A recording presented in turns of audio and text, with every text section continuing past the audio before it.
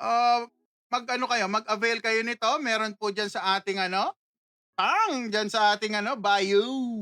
Sa ating bio merong ganito. Ito po ay isang CGM, Continuous Glucose Monitoring System.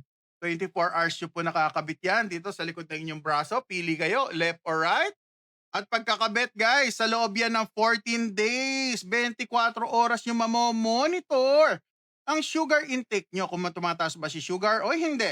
Sa pamamagitan ng CGM, madedetect nyo kung ang kinakain nyo ba ay kaya pang iproseso ng katawan or hindi na. Baka kailangan nyo na mag low carb. O yan, yung reason bakit tayo nagkaano ng CGM.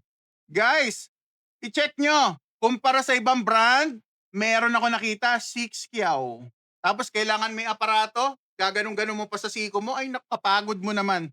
Dito guys, naka-install sa cellphone nyo. Wala din ako alipin ng sauce. I-install nyo yan sa cellphone nyo, ayan no. Tignan nyo ang aking otay. Although expired na siya, so kailangan ng palitan actually. Pero today, ang gagawin lang natin, kailangan lang natin siyang alisin. O yan, ayan no, expired na, not connected. O yan na, expired na yung ating otay. So, makikita nyo na lang yung history ng log. Alright? Pero yung mismong ano, yung sugar, wala na, hindi na makikita. Yan no.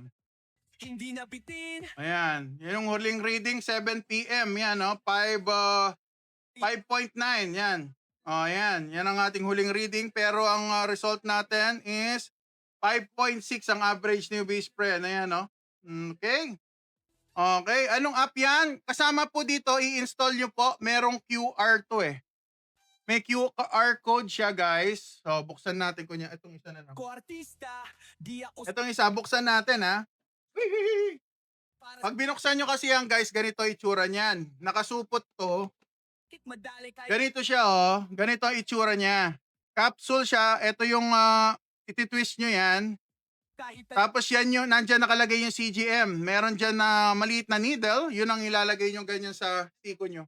Itatapat nyo. Pero syempre, pupunasan. Tapos tatapat nyo ganun. Tapos dito, babaklasin nyo to. May button po yan. Ayan o. Pang! Pag pinindot nyo yun o. Tignan nyo ha. Tignan nyo ha. Pag pinindot nyo kung gaano kalakas yan. maling mo na lang.